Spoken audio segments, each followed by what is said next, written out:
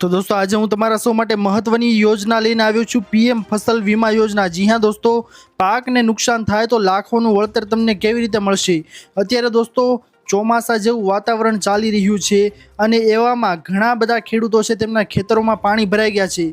જો તમે આ યોજનામાં લાભ મેળવશો તો તમને કયો કયો ફાયદો થશે દોસ્તો તેના વિશે હું જણાવીશ તમને। અને જો ભારે વરસાદ, પૂર, કરા, વાવાઝોડું અથવા તો જીવાતના કારણે તમારો પાક બગડી જાય તો શું સરકાર તમને નુકસાનનું વળતર આપે છે? ઘણા ખેડૂતોને લાગે છે કે પાક વીમો માત્ર લોન લેનાર ખેડૂતો માટે જ હોય છે અથવા ક્લેમ કરવો ખૂબ જ મુશ્કેલ હોય છે, પરંતુ આ માન્યતા સંપૂર્ણ સાચી નથી। આજના વિડીયોમાં દોસ્તો તમને સૌને આના વિશે મહત્વપૂર્ણ અને ખાસ માહિતી જણાવીશ। આ વિડીયોમાં દોસ્તો આજે આપણે જાણીશું કે પીએમ ફસલ વીમા યોजना શું છે, કોણ અરજી આમાં કરી શકશે, કેટલો પ્રીમિયમ ભરવો પડે, કયા નુકસાન પર તમને વળતર મળે અને પાક બગડે તો ક્લેમ કેવી રીતે કરવો, અને ખેડૂતો સૌથી મોટી કઈ ભૂલો કરે છે જેના કારણે ક્લેમ છે તેમનો અટકી જાય છે। આ વિડીયોને અંત સુધી જોતા રહો દોસ્તો, તમને સૌને આખી માહિતી છે તે આ વિડીયોમાં મળી જવાની છે। જો ચેનલ ઉપર તમે સૌથી પહેલાં આવ્યા હો ને નવા, તો વિડીયોને લાઇક કરીને ચેનલને સબસ્ક્રાઇબ કરી દો અને બાજુમાં આપેલા બેલ આઇકનને પણ પ્રેસ કરી દો, જેના લીધે આવી જ મહત્વની ખેડૂતોને લગતી માહિતી આપ સૌને આ ચેનલના માધ્યમથી મળતી રહે। તો ચાલો દોસ્તો આજના વિડીયોને શરૂ કરીએ। તો દોસ્તો હવે તમને સૌથી પહેલાં જણાવી દઈએ કે પીએમ ફસલ વીમા યોजना શું છે। તો પ્રધાનમંત્રી ફસલ વીમા યોજના એટલે કે સરકારની પાક વીમા યોજના, આ યોજના 2016માં શરૂ કરવામાં આવી હતી, જેનો હેતુ કુદરતી આફત, જીવાત અથવા તો રોગના કારણે પાકને થયેલા નુકસાન સામે ખેડૂતોને આર્થિક સુરક્ષા આપવાનો છે। હવે દોસ્તો તમને સૌને જણાવું ને તો આમાં કોને કોને લાભ મળે, તો આ યોજનાનો લાભ છે જમીનધારક ખેડૂત, ઘણા રાજ્યોમાં પાત્ર ભાડૂત અથવા તો ભાગે ખેતી કરતા ખેડૂત, લોન લેનારા અને લોન ન લેનારા બંને ખેડૂત રાજ્યના નિયમો મુજબ લાગુ પડે છે। જેથી કરીને દોસ્તો આ તમામ ખેડૂતો માટે આ યોજના છે તે લાગુ પાડવામાં આવેલી છે। આની અંદર તમને સૌને જણાવીએ ને દોસ્તો, તો કયા પાક ઉપર વીમો છે તે તમને મળે છે। તો જો દોસ્તો રાજ્ય સરકાર દ્વારા સિઝનમાં સૂચિત પાક જાહેર કરે છે, જેમ કે કપાસ, મગફળી, ધાન, બાજરી, મકાઈ, તુવેર, ઘઉં અને ચણા, આ પાકો ઉપર તમને આ ફસલ વીમા યોજના છે તેનો લાભ આપવામાં આવે છે। અને દરેક જિલ્લામાં બધા પાક આવરી લેવાય એવું જરૂરી આની અંદર નથી। ખેડૂતોને કેટલો પ્રીમિયમ છે દોસ્તો તે આની અંદર ભરવો પડે છે, તો સરકાર સૌથી મોટો ખર્ચ પોતે ઉઠાવે છે। ખેડૂતને માત્ર ખરીફ પાક માટે લગભગ 2%, રવિ પાક માટે લગભગ 1.5% અને વ્યાવસાયિક અને બાગાયતી પાક માટે 5% પ્રીમિયમ ભરવાનો રહે છે। બાકીની રકમ સરકાર ખુદ આપે છે। આની અંદર તમને સૌને જણાવીએ ને દોસ્તો, તો કયા નુકસાન પર વળતર મળે, તો જો પાકને નુકસાન થાય, ભારે વરસાદ, પૂર, દુષ્કાળ, વાવાઝોડું, કરા, જીવાત, પાકના રોગ, કેટલીક પરિસ્થિતિમાં કાપણી પછીનું નુકસાન, તો આવા કેટલાક નુકસાનમાં તમને નિયમો મુજબ છે તે વળતર મળી શકે છે। અરજી માટે જરૂરી દસ્તાવેજ તમારે દોસ્તો આની અંદર ક્યાં જોશે, તો કે તમારું આધાર કાર્ડ, બેંકની પાસબુક, જમીનના દાખલા, મોબાઈલ નંબર, પાકની વિગતો, તમારો ફોટો જ્યાં જરૂર હોય ત્યાં આપવાનો। અને અરજી ક્યાં કરવાની રહેશે દોસ્તો આના માટે તમારે, તો કે તમારી જે લાગુ બેંક છે તેમાં, ત્યારબાદ CSC સેન્ટર પર તમે જઈને આ કરી શકો છો। કોમન સર્વિસ સેન્ટર છે તમારા આજુબાજુના વિસ્તારમાં આવેલું હોય અથવા તો તાલુકા જિલ્લાની અંદર આવેલું હોય, ત્યાં જઈને તમે આના માટે અરજી કરી શકો છો। ત્યારબાદ કૃષિ વિભાગ દ્વારા તમે અરજી કરી શકો છો આના માટે। અને PMFBY છે તેની સત્તાવાર પોર્ટલ પર જઈને પણ તમે આના વિશેની અરજી છે તમને જાતે આવડતું હોય તો તમે કરી શકો છો। સૌથી મહત્વની વાત તમને સૌને જણાવું ને દોસ્તો આની અંદર, તો ક્લેમ કેવી રીતે કરવો। ઘણા બધા ખેડૂતો છે દોસ્તો તેમને ક્લેમ કરતાં આવડતું નથી હોતું, ઘણી વખત તે મોડું કરી દે છે, જેના કારણે તેમને આ વીમાનો લાભ છે તે મળતો અટકી જાય છે। ધારો કે ભારે વરસાદથી તમારો પાક છે તે બગડી ગયો, ઘણા ખેડૂતો 1 મહિના પછી ફરિયાદ કરે છે।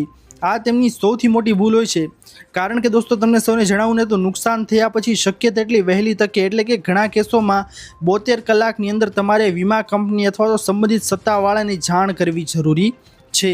જો તમે આવું નહીં કરો તો તમને લાભ છે તે મળવાપાત્ર રહેશે નહીં। ત્યારબાદ સર્વે થાય છે અને પાત્રતા મુજબ વળતર છે તે નક્કી થાય છે, જેથી કરીને 72 કલાકની અંદર તમારે જો પાકનું નુકસાન થયું હોય તો તમારે ક્લેમ છે તે કરી દેવાનો રહેશે। કોને કરવાનું રહેશે? સંબંધિત વીમા કંપનીને અથવા તો સંબંધિત સત્તાવાળા અધિકારી છે તેમને જાણ તમારે કરવાની રહેશે। હવે દોસ્તો તમને સૌને જણાવું ને તો ખેડૂતો 5 સૌથી મોટી આની અંદર ભૂલો કરતા હોય છે।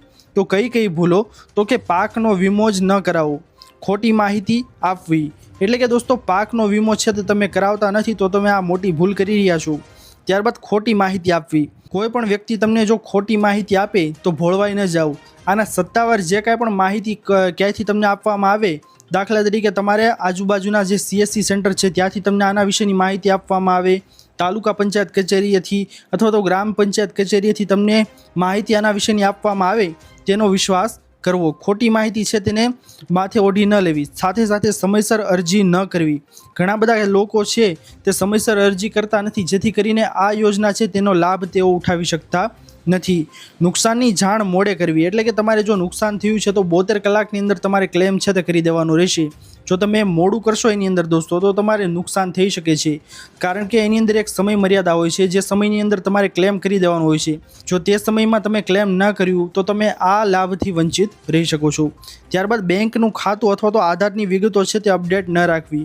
ઘણી બધી કેસોમાં એવું હોય છે ને દોસ્તો કે KYC કરાવવું જરૂરી તમારે બેંકની અંદર હોય છે. ત્યારબાદ આધાર કાર્ડ છે તેને મોબાઈલ સાથે લિંક કરેલું હોવું જરૂરી છે, અથવા તો ઘણા કેસોમાં તમારે જૂનું આધાર કાર્ડ છે જે હોય છે જેને અપડેટ કરાવવું જરૂરી બને છે. થોડાક ટાઈમે તમારે આધાર કાર્ડ છે તમારું અપડેટ કરાવવું જરૂરી છે. જો આવું નહીં કરાવેલું હોય દોસ્તો, આવી સામાન્ય ભૂલો તમે કરશો તો પણ તમને વીમા કંપની તરફથી આ ક્લેમ છે તેનો લાભ છે તે આપવામાં આવશે નહીં. જેથી કરીને આવી ભૂલો છે દોસ્તો તે તમારે કરવી જોઈએ નહીં. બીજી વસ્તુ દોસ્તો, વળતર કેટલું આની અંદર મળે છે તો આનો કોઈ એક નક્કી આંકડો નથી.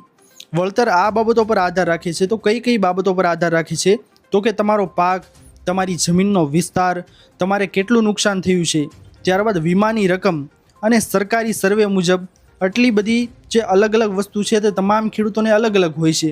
બધા ખેડૂતોનો વિસ્તાર ને તે બધું સરખું નથી હોતું, જેથી કરીને સરકારી સર્વે મુજબ જે કાંઈ પણ નક્કી થાય તે મુજબ તમને અલગ રીતે વીમા કંપની તરફથી છે તે રકમ લાભ છે તે તમને આપવામાં આવે છે.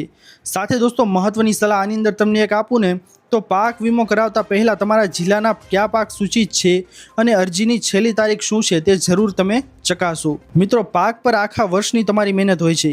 કુદરતી આફત ક્યારે આવે તે કોઈ કહી શકતું નથી. તેથી જો તમારા જિલ્લામાં PM ફસલ વીમા યોજના લાગુ હોય તો સમયસર વીમો કરાવવો તમારે ખૂબ જ મહત્વનો છે. જો આ માહિતી તમને દોસ્તો ઉપયોગી લાગી હોય ને તો વિડીયોને લાઇક કરો, તમારા ખેડૂત મિત્રો સાથે વિડીયોને શેર કરો અને આવી જ નવી સરકારી યોજનાઓ, ખેતી અને ખેડૂત સમાચાર માટે અમારી ચેનલને સબસ્ક્રાઇબ કરવાનું ભૂલશો નહીં. અને દોસ્તો ખાસ એક નોંધ તમને જણાવી દઉં કે અરજીની છેલ્લી તારીખ સૂચિત પાક અને અમલીકરણ રાજ્ય અને જિલ્લાવાર બદલાય છે. તાજી માહિતી માટે તમારે PMFBYની સત્તાવાર વેબસાઇટ અથવા તો સ્થાનિક કૃષિ કચેરીનો તમારે સંપર્ક કરવાનો રહેશે. બાકી દોસ્તો વિડીયો પસંદ આવ્યો હોય તો લાઇક, શેર, સબસ્ક્રાઇબ કરીને બાજુમાં આપેલા બેલ આઇકન પ્રેસ કરી દેજો. મળીએ દોસ્તો હવે પછીના વિડીયોમાં. ત્યાર સુધી જય હિન્દ, વંદે માતરમ.